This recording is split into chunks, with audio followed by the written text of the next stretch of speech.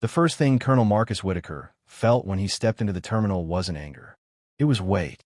Not the weight of the medals lining his chest, though there were many. Not the weight of the pressed blue dress uniform tailored perfectly to his broad shoulders. It was the weight of a promise. A promise made in deserts thick with dust, in mountain valleys where gunfire echoed like thunder, in whispered vows exchanged between soldiers who understood the cost of service. No one gets left behind. The airport buzzed with its usual indifference. Rolling suitcases rattled across polished floors. A toddler cried somewhere near the coffee stand. Business travelers stared into glowing screens, tethered to meetings and markets. Overhead announcements crackled with delays and gate changes. Life moved forward. But outside, beyond the tall glass windows reflecting the morning sun, a flag-draped casket waited on the tarmac. Private First Class Ethan Caldwell, 21 years old, coming home for the last time. Whitaker adjusted his cap and approached the airline counter. His shoes clicked against the tile with quiet authority. Every movement was controlled, deliberate. He had escorted fallen soldiers before. It never became routine. It never became easier. He placed his military orders and identification on the counter. The airline agent barely looked up at first.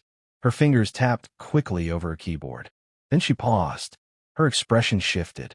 "Sir, can I see that again?" she asked, voice tightening. Whitaker handed the documents back without hesitation. He studied her face the way he once studied terrain maps, looking for subtle shifts, hidden intentions. She leaned toward a coworker and whispered something. The coworker glanced at Whitaker, then quickly looked away. When she faced him again, her smile was thin and rehearsed. "I'm sorry, sir. There seems to be an issue with your ticket. We can't allow you to board at this time." The words hung in the air. Whitaker inhaled slowly. In combat, hesitation could cost lives. Here it cost dignity. "I'm escorting the remains of a fallen soldier," he said evenly. "My documentation is complete. What is the issue?" "It's a security protocol," she replied, avoiding eye contact. "We can't override it." Security protocol. He had heard that phrase in briefing rooms when mistakes were being disguised as policy. "Which protocol?" he asked calmly. The line behind him grew restless. People shifted their bags. A few curious eyes locked onto the exchange. The agent swallowed. A supervisor was summoned. He arrived moments later, mid-50s, corporate smile polished thin by years of customer complaints. He folded his hands in front of him. "Colonel Whitaker, we apologize for the inconvenience. There are certain policies in place." Whitaker kept his tone level. "I have escorted fallen service members on commercial flights before. I am fully aware of the regulations. There is no policy preventing me from boarding. So I'll ask again, what is the real reason?" The supervisor shifted his weight. "It's an additional security measure. Nothing personal. Nothing personal." Whitaker thought about Ethan's mother waiting in a quiet house in Arizona. Thought about a folded photograph on a kitchen table. Thought about a bedroom that would never be used again. It was very personal. A voice from behind cut through the tension. "Do you have an issue with his clearance?" Whitaker turned slightly. An older man stood a few places back in line, a warm Marine Corps cap pulled low over his brow. His posture was rigid, eyes sharp. "No, sir," the supervisor answered quickly. "This isn't about clearance." The Marine crossed his arms. "Then I don't see why he's being denied." A ripple moved through the crowd. Whitaker felt a shift. The atmosphere thickened, no longer casual, now focused. A young woman stepped closer, phone raised cautiously. "Sir, are they seriously not letting you board?" she asked. "That's correct," Whitaker replied. She nodded once and turned her screen toward him. "I'm live right now." And just like that, the terminal changed. More phones rose into the air. Someone muttered, "This isn't right." Another voice said, "He's escorting a fallen soldier." The supervisor's confidence thinned. Whitaker remained still. He wasn't here for spectacle. He was here for duty. A young man, scrolling his phone, let out a low whistle. "It's already spreading." "What is?" someone asked. "You're trending." Whitaker didn't react. The supervisor retreated toward the back office. The agent stared at her keyboard, as if hoping it would provide an escape. Whitaker's thoughts drifted to Ethan. The first time he met the young private, he had been all nervous energy and determination. He talked about his little sister constantly, about how he promised to help pay for her college tuition, about how he wanted to make his family proud. 21. A lifetime compressed into a wooden casket beneath a flag. The supervisor returned, this time accompanied by a sharply dressed airline executive. The man's posture was tight, movements controlled. "Colonel Whitaker," he began smoothly, "we sincerely apologize. There was an error in our system. We're ready to escort you to your gate. First-class accommodations have been arranged." Whitaker held his gaze. If this wasn't being recorded, he asked quietly, would I still be standing here? Silence fell heavy. "Sir, You don't need to answer." The crowd murmured agreement. "I don't need first class," Whitaker continued. "I need respect. And so does the soldier I'm escorting." The executive nodded stiffly. Before the situation could settle, an airport security officer hurried forward holding a phone. "You need to see this." The executive's face drained of color as he scrolled. Major news outlets had picked up the story. Advocacy groups were posting statements. A hashtag, demanding accountability, was climbing rapidly. The Marine behind Whitaker exhaled sharply. They didn't think this through. Whitaker stayed composed. Viral outrage didn't complete missions. Then another figure entered the terminal.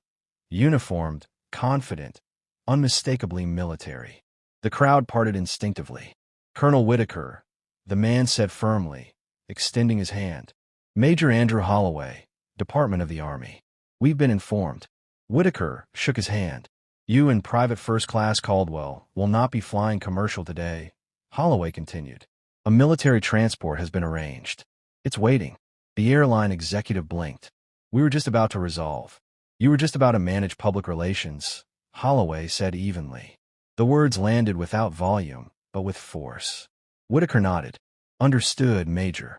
As he turned to leave, the Marine caught his eye. "We look out for our own," the older man said quietly. Whitaker gave him a firm nod. "Yes, we do."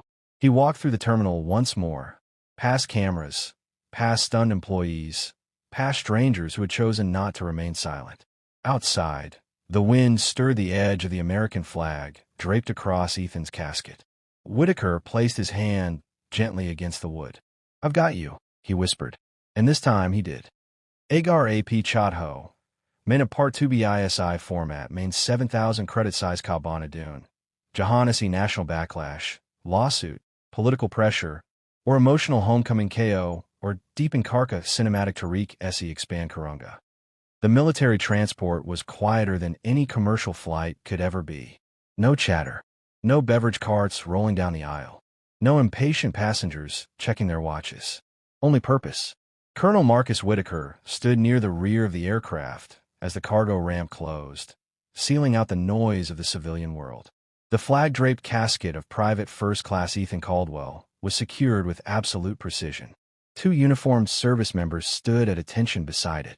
Whitaker removed his cap briefly, running a hand over his closely cropped hair before placing it back on. The adrenaline from the terminal confrontation had faded. In its place came something heavier. Reflection. He hadn't asked for attention. He hadn't wanted a spectacle. He wanted a straight path home for a young soldier who had already paid the ultimate price. Major Andrew Holloway approached quietly. "Media is everywhere," he said in a low voice. "Pentagon's handling the response." Whitaker nodded. "It shouldn't have required intervention." Holloway didn't disagree. "No, sir. It shouldn't have." The aircraft lifted off smoothly, climbing above the city that had just witnessed a storm ignite inside its airport walls. Down below, news vans were already lining the entrance. Reporters rehearsed statements in urgent tones.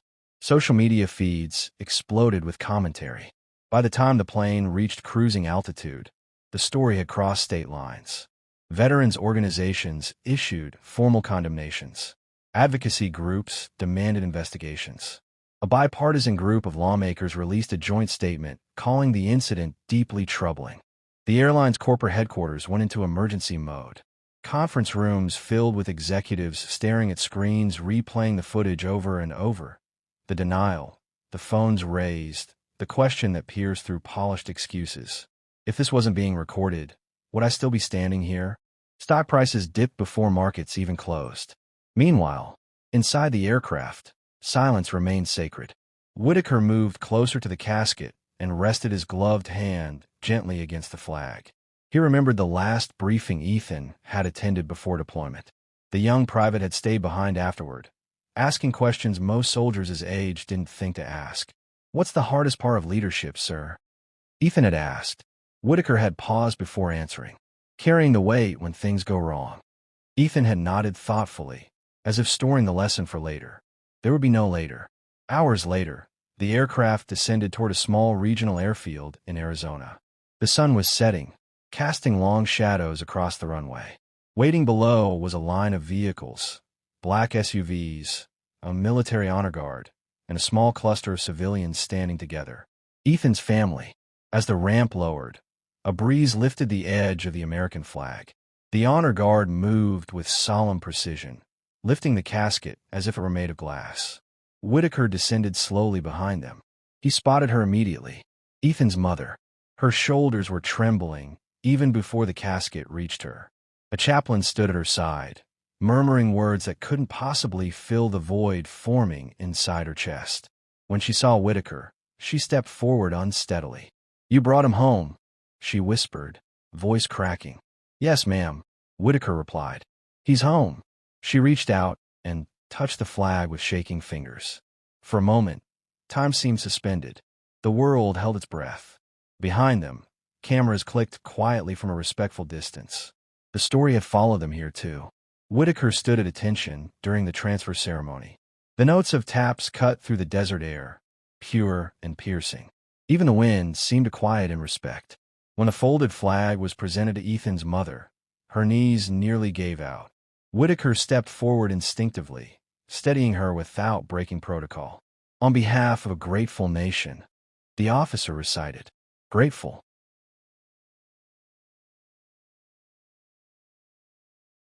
It wanted acknowledgement of something deeper. Back in Arizona, Whitaker attended Ethan's funeral. Rows of white chairs stretched across the cemetery lawn. Uniformed soldiers lined the perimeter. Community members filled every available space. Teachers, neighbors, high school friends wearing borrowed suits. Ethan's little sister sat in the front row, clutching a photograph to her chest. Whitaker delivered a eulogy that was simple and honest. Private First Class Ethan Caldwell understood service. He said, voice steady but heavy. He understood that freedom isn't free. He believed in protecting others, even at personal cost. He paused, scanning the faces before him. He once asked me what the hardest part of leadership was. I told him it was carrying the weight when things go wrong. Today, we carry that weight together. When the final rifle salute echoed across the cemetery, several attendees flinched at the sharp sound. Ethan's sister didn't. She held her chin high, tears streaming but posture proud. After the ceremony, she approached Whitaker. "He talked about you a lot," she said softly. Whitaker felt something tighten in his throat. "He was one of the best." She nodded. "He wanted to make us proud." "He did," Whitaker replied firmly. "More than you know." As the sun dipped below the horizon, Whitaker stood alone for a moment near the freshly placed headstone. He thought about the airport, about the silence before the first phone was raised, about the people who could have looked away but didn't. Respect should never need witnesses. But sometimes, witnesses are what force change.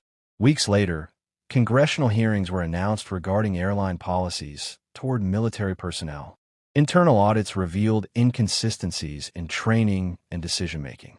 The airline issued a revised protocol guaranteeing priority handling for service members escorting fallen soldiers. It was progress, but progress born from pressure. One evening, Whitaker received a handwritten letter. It was from the young woman who had first gone live in the terminal.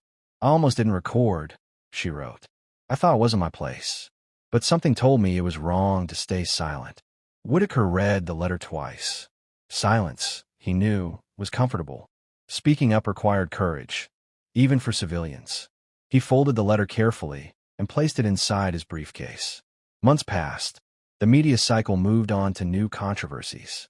Trending topics shifted. But for the Whitaker, the lesson remained.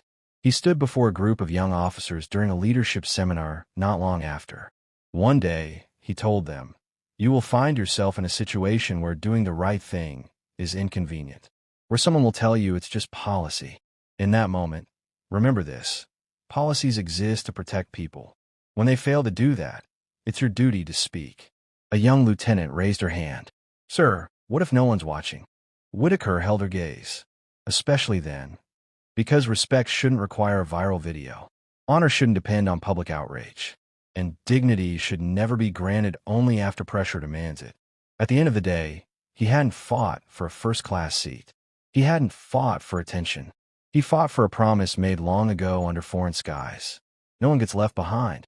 And sometimes, ensuring that promise is kept means standing still in an airport terminal while the world decides whether it will stand with you. This time it did. But the real victory wasn't the trending hashtag.